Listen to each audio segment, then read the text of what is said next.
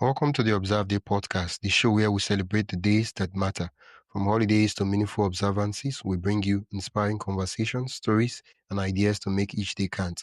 Whether it's raising awareness, learning something new, or simply sparking joy, this is your space to explore the calendar in a whole new way. I'm your host, Wisdom Okonkwo, and I'm excited to share today's observance with you.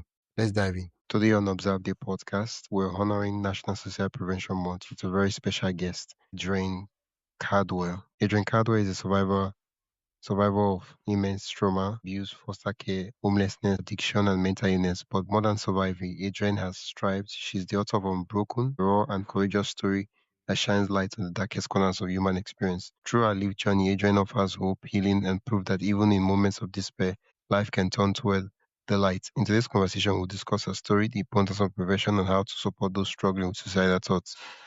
Welcome to the podcast, Adrienne. Hi, thank you so much for having me. It's a privilege to be here. And as you said, I'm Adrienne Caldwell. I have written a book. It's Unbroken, Life Outside the Lines. It's the story of my life from early childhood to early 20s. And in the book and during this time, I cannot honestly say how many times I attempted suicide.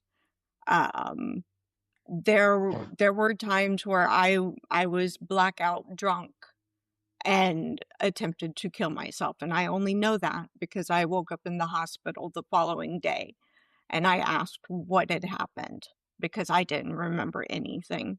So I have been through an intense array of traumas, and suicide prevention is very close to my heart. So thank you very much for having me. It's a privilege to be here, and I look forward to our conversation. Wow.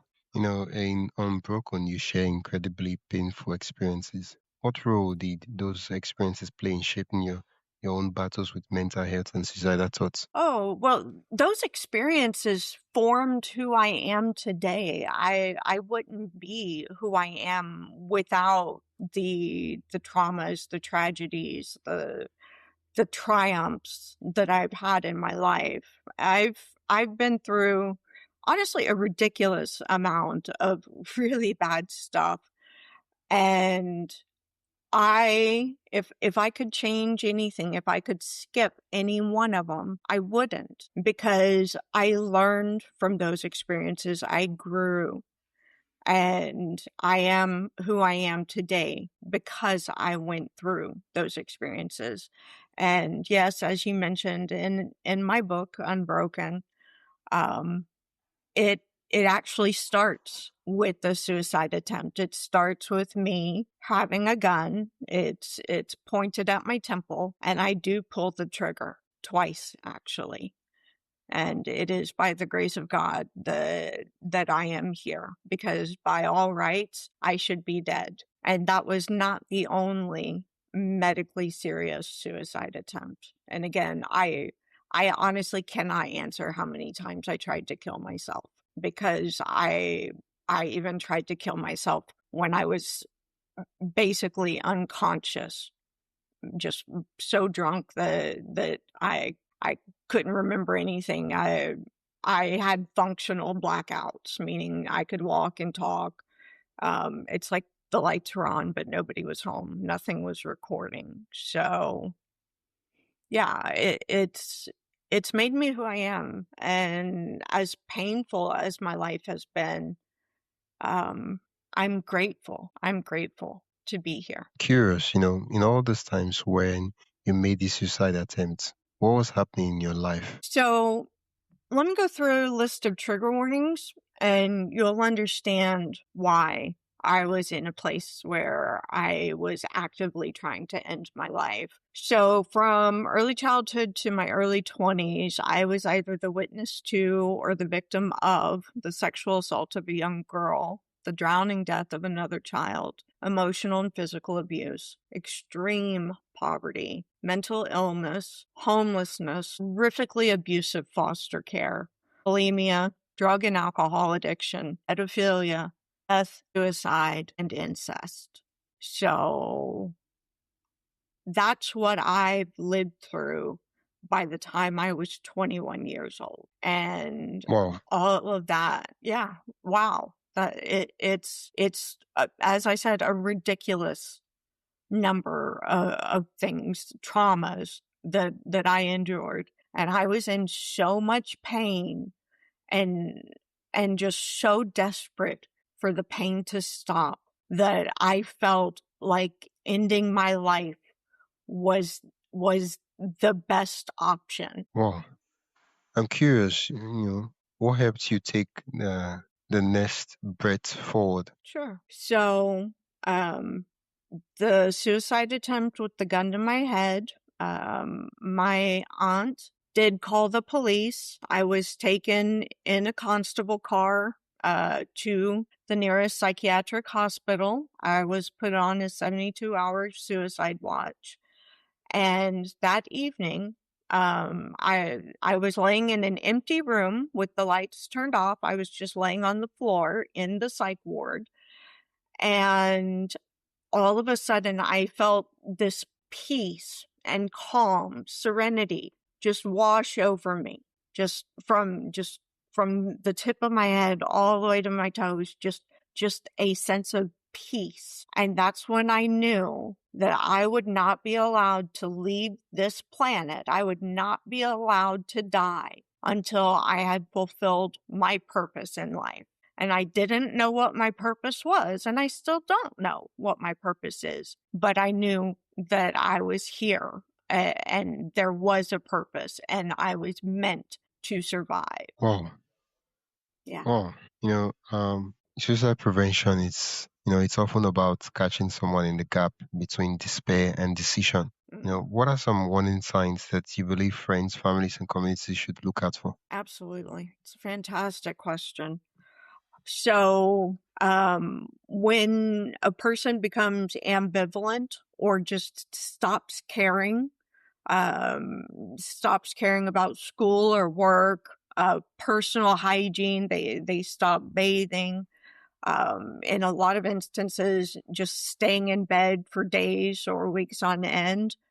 And also, another big red flag is self harm. So cutting, that is also a huge indicator that the person is in a lot of pain, that they are suffering, they are struggling, and they need help. Wow.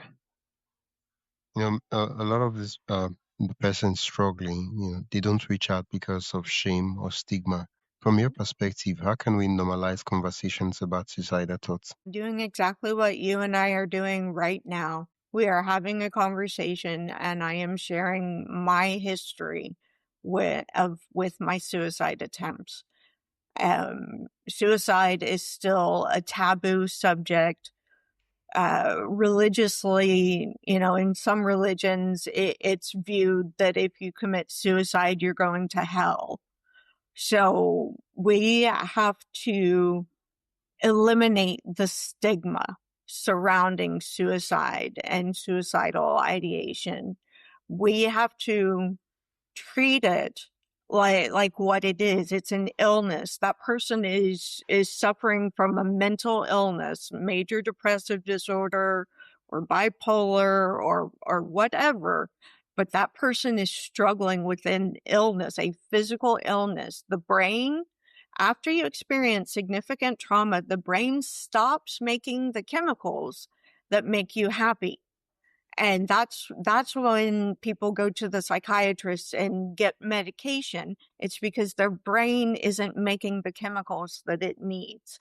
And I compare that to a diabetic. A diabetic, their body doesn't create the insulin that it needs. So they have to go to the doctor and get the insulin and put the insulin in their body. And until we make mental illness the same as a physical ailment such as diabetes, until they're on the same level, we are going to struggle with our mental health um, issues, in my opinion. Yeah, from your experience, you've experienced abuse, addiction, homelessness, yet you Mhm. speak often about hope. What practical tools or daily practice have helped you hold on to life in your darkest moments? So in my darkest moments, I tried to quit life, and I came very close to dying. When I pulled the trigger to the gun, it was against my temple. By rights, I should be dead. And I looked at the gun, and the safety had engaged by less than 1 millimeter, like less than the breadth of a single strand of hair. It had just slightly slipped into place. Because I had fired the gun earlier that day. I had done a test shot. I wanted to make sure that it worked. So in my darkest days since then, since the suicide, I have things that I have to live for. First, it's knowing that there is a purpose, that there is something I am meant to do. And maybe it's sharing my story so that other people can start sharing theirs. And I have a child, and she Before we dive deeper, I'd love to invite you to join the Observe Day newsletter. Every week, I send you highlights of upcoming observances, creative ways to celebrate, and behind the scenes extras from the shows. It's the perfect way to stay inspired and never miss a meaningful moment. Sign up today at observeday.com/join. That is observeday.com/join. Now, let's get back to the conversation. she changed my life. Having her changed the trajectory of everything. I stopped drinking. I was a rabid alcoholic, and having her, I made the commitment that I was going to raise her and give her the childhood that I wasn't able to have. So, and beyond my child and beyond knowing that there's a purpose for me, gratitude. I look around and am thankful for what I do have. And even if you're not in the perfect situation or things aren't great, it's so critical to be grateful for what you do have. Because the one thing that I have learned, without a doubt, hands down, I know for a fact, things can always get worse. When you're in a situation and you think, okay, it can't possibly get any worse from here. Oh, yes, it can. It can always get worse. So come to your situation from a place of gratitude. Even if you're struggling and in the midst of trauma or abuse, try to find the kernels of gratitude. Wow. Wow. For someone listening who is battling suicidal thoughts, um, what would you want to say to them directly? First, hold on that the decisions you make today are going to impact your life tomorrow. What you do today decides how your life is tomorrow. So if you're self-medicating, if you're numbing yourself down, if you're drinking and taking drugs and engaging in reckless behavior, then that's not putting you in a position to have a better life tomorrow. Tomorrow you're going to wake up and do the exact same thing, and it's not going to work for you. So understand the power that you do have, even when you're not in full control of your life. Like if someone, a teenager, for example, someone's still living with their parents, still in the home, they don't have full authority over their decisions and over their life. I would say to them to just hold on, because in a short period of time, 2-3 years, they're going to turn 18 and they're going to have control over their life. It's coming, and it's coming much faster than what it feels like. It feels like what you're going through is never going to end. And that is just not the case. And just start preparing yourself now so that when you do turn 18, when you do have control over your life, you can take advantage of it, and you can build the life that you want for yourself, by yourself. You can build the life you want for yourself and by yourself. Wow. Yes. For those who are allies, whether parents, friends, or colleagues, what are what are the things they can do today to better support someone in crisis?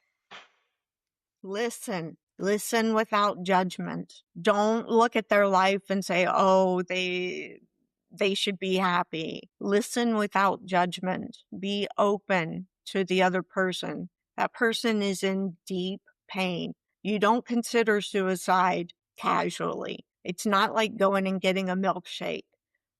To consider suicide, for it to be a thought, you have to be in such pain and hurting so badly. And friends and parents need to understand that, not minimize it, not dismiss it, not judge it. Just be there for that person and listen and understand that su- suicide, while it's a behavioral situation, there's also a medical situation. That person most likely is dealing with a mental illness that is untreated.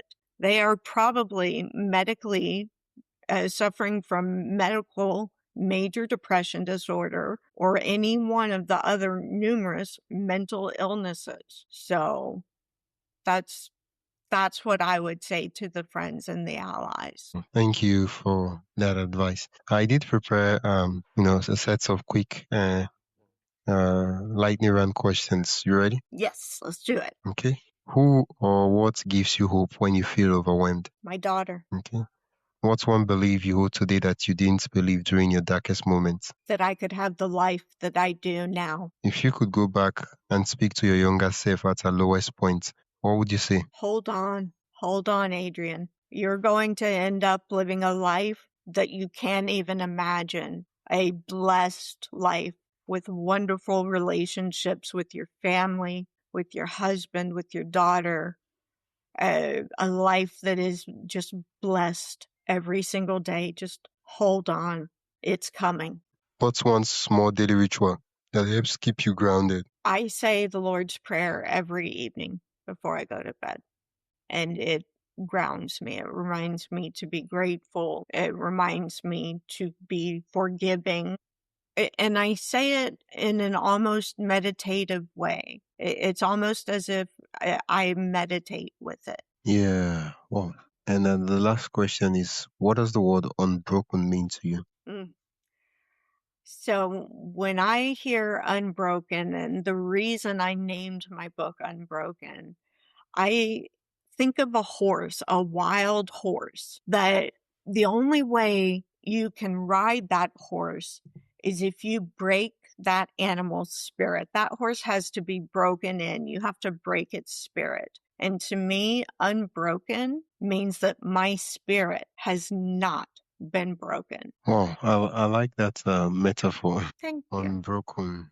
Adrian, thank you for sharing your story with such honesty and courage. Your It's journey reminds us that why trauma and pain can break us down, hope, healing, and support can keep us alive and help us strive. absolutely. Where can listeners learn more about the work you do and also connect with you? Sure. So Unbroken Caldwell, CALD, well.com. That's my website. I have pictures, I have letters, I have my Children's Protective Services case files. So my caseworker reports, my foster parent reports, my psychiatric evaluations. I've posted everything online. I'm on Facebook, Instagram, and LinkedIn under Unbroken Caldwell. And my book, Unbroken Life Outside the Lines, comes out March 17th. And I am doing a live Facebook stream at 1 p.m. Central and 7 p.m. Central. Just 30 minutes, just a quick, I'm going to read an excerpt from the book, trivia, well, Q&A with the audience, and I'm going to be giving away some free stuff.